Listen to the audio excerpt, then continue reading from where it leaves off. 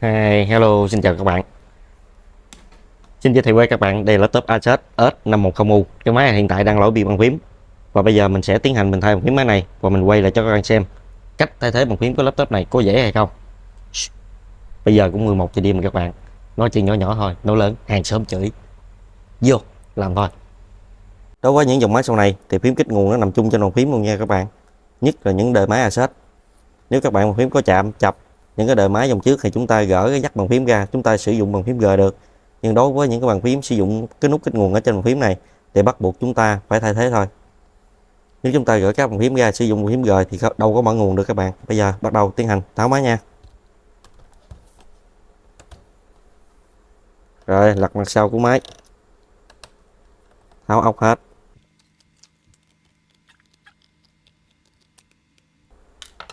Xem dưới đây có cái ốc không các bạn, lại lên đây, có đây. Và thông thường cái này là không có. Rồi cứng chắc như vậy là khả năng là không có các bạn. Đây tháo xem luôn ha. Dưới đây không có rồi các bạn. Rồi mình tháo ốc luôn. Ở đây giữa còn một con. Và cái máy Asus S510U này, cái dòng này là thế hệ 8 nha các bạn. Cái máy hiện tại là i7 8550U. Mình đã tháo ốc hoàn chỉnh hết nha các bạn. Giờ mình sẽ tách cái mặt D này ra. Đây, cái điểm tiếp xúc giữa hai máy đây. Tách ra. Mình sẽ tháo cái ổ cứng của khách ra.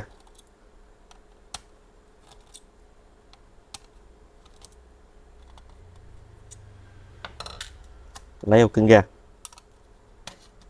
Đối với dòng phím âm này thì bắt buộc mình phải tháo toàn máy các bạn.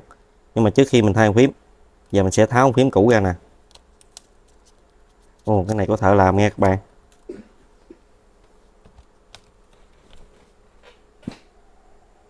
Có mẻ bể sẵn nha các bạn.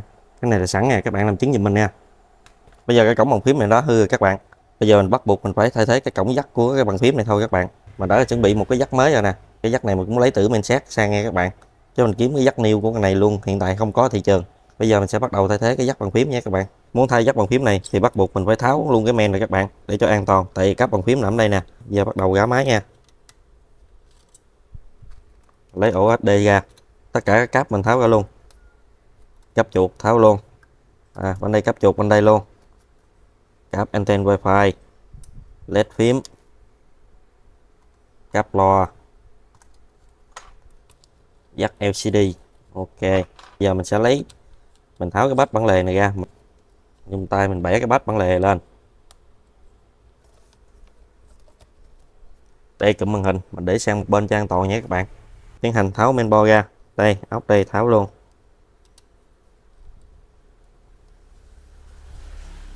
Còn ở đâu nữa không? Đó, giờ nhắm nhẹ men lên coi còn đâu không? Còn con ngay đây nhé các bạn.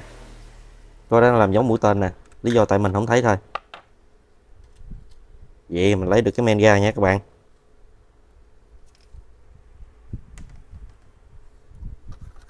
Tháo cái dắt quạt này ra luôn. Ồ, nó dướng cái tản nhiệt, thôi kệ để đại luôn các bạn ơi. Bây giờ mình sẽ gắn lại cái dắt quạt. Giờ tiến hành thao tác thay cái dắt bàn phím này. Mình bôi một ít mỡ hàng vào. Bây giờ bắt đầu mình sẽ hàn chì vào cái chân của cái dắt bàn phím này cho nó mềm chì đi các bạn. Bây giờ sợ hư cái dắt của cái cáp chuột bên đây, giờ mình sẽ chặn lại nha các bạn, che lại. Mình sẽ dùng cái máy khò, mình khò bỏ cái này luôn nha các bạn, tại giờ nó hư rồi mình giữ cũng đâu làm được gì, bỏ luôn.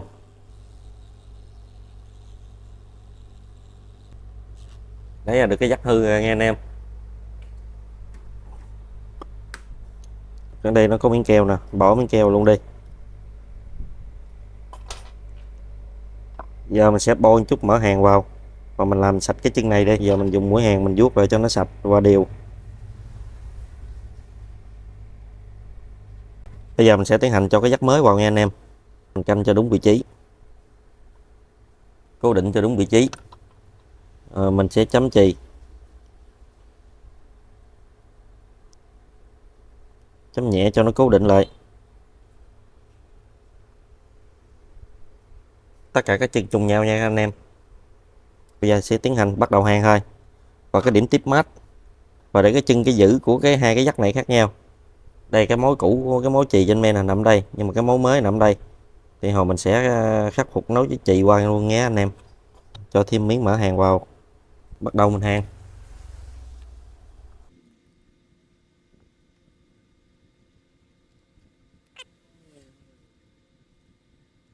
Bây giờ mình sẽ tiến hành mình vệ sinh cho sạch sẽ cho các bạn dễ nhìn hơn. Tại nó có mỡ nó bóng bóng các bạn khó nhìn.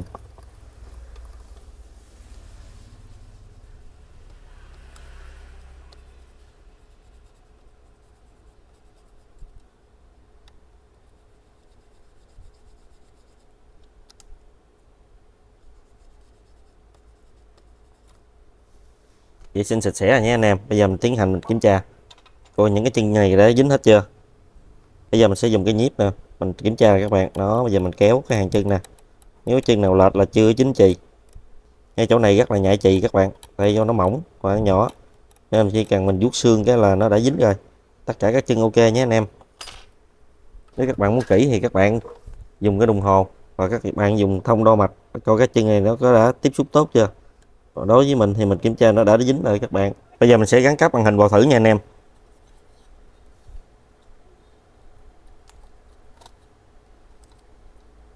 Đang tiện đây mình lấy bàn phím mới để gợi ngoài nè, mình thay sử dụng luôn.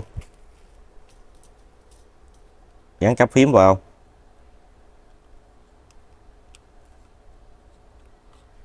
Ok, khóa em lại.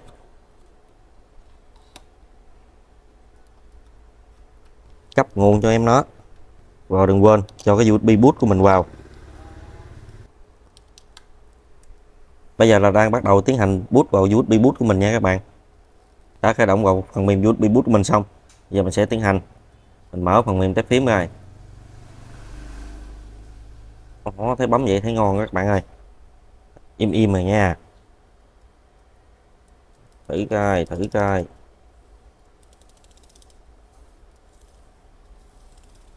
Very good nha các bạn.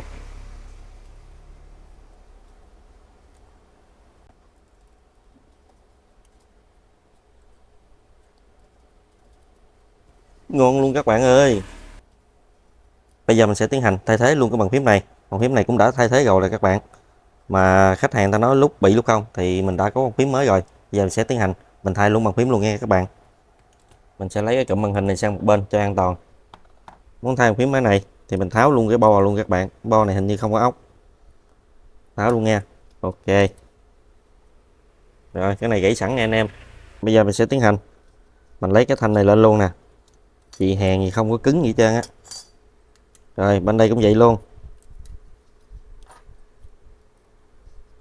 Lấy ra cũng được mà lật sang một bên cũng được. Bây giờ mình sẽ tiến hành mình tháo cái đèn led này ra nhé anh em.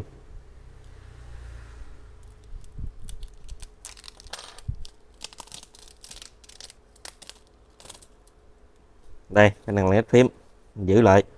Còn phím thì chấm keo nè. Giờ mình lấy ra luôn.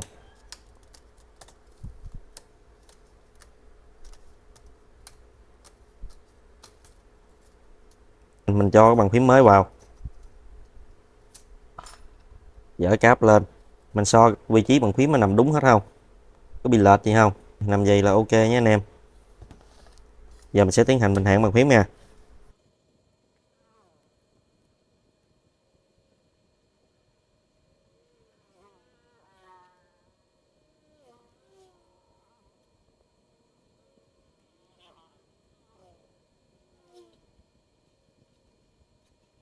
Bây giờ mình đã hẹn bàn phím xong nhé các bạn.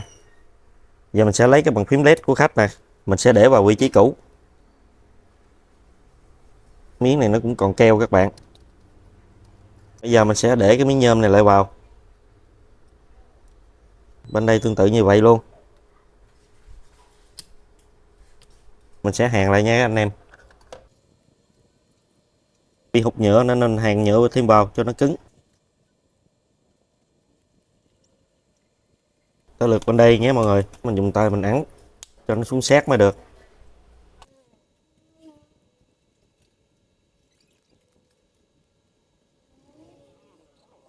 Vậy là xong. Giờ bắt đầu mình tiến hành mình lắp ghép cái main board. Đây cái cổng USB của khách. Giờ mình sẽ lắp lại. Tiến hành mình cho main board vào, mình ưu tiên cho cái cổng vào trước nha. Giờ mình sẽ dỡ lên mấy con cáp này lên.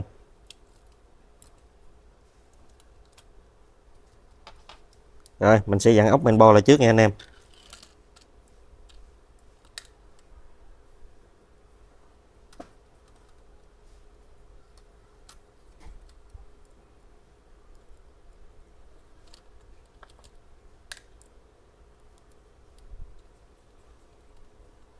Đó, tiến hành gắn dây vào. Đây, dắt lo. Gắn cái dắt lo vào. Đây mình xây ngược ở đây cho dễ làm. Đây là cáp chuột. Gắn luôn, cáp chuột bên đây gắn luôn. Rồi, cáp led bằng phím.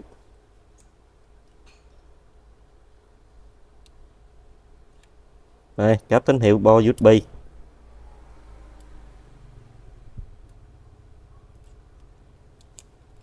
Đây, em máy quan trọng nhất đây. Cáp bằng phím của mình.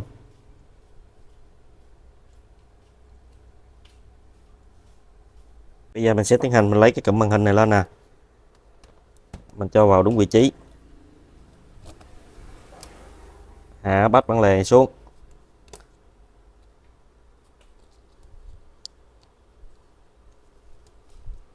Vị trí ốc đây. Bên đây luôn. Gắn dây cáp tín hiệu màn hình vào.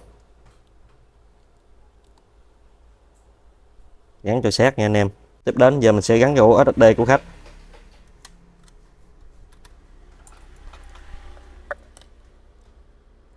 Đây có ốc. Bắt lại ốc cho khách. Mình sẽ gắn lại cục pin.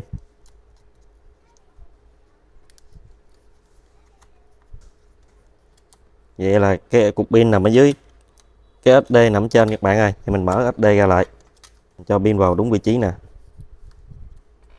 Mình sẽ tiến hành bắt ốc pin lại trước nha.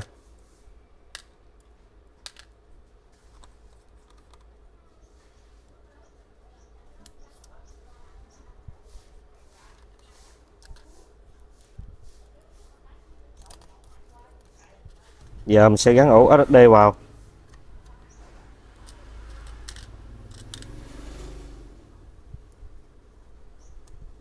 Bắt ốc luôn. Rồi, dây cáp anten wifi.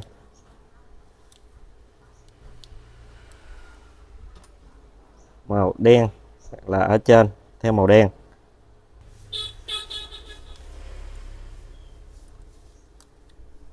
Đây màu trắng theo màu trắng nha anh em. Xem chỗ này có ốc không? Có thì bắt lại. Kiểm tra sơ bộ coi còn thiếu gì không. Nếu không vấn đề gì rồi, còn đây ốc đây mình sẽ gắn lại luôn.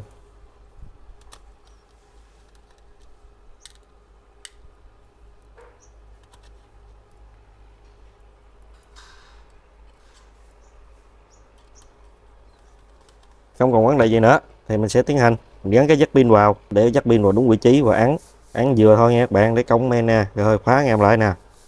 Ok. Rồi tiến hành cho cái mặt D vào.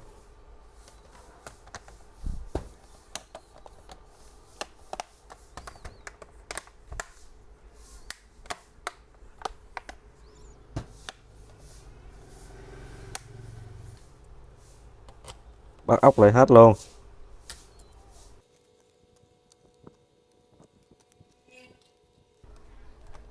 Mở nguồn. Máy còn sống anh em ơi, hên quá còn lên hình anh em ơi. Rồi bây giờ mình sẽ cho vào Windows. Giờ mình sẽ test cơ bản lại bằng phím nha anh em.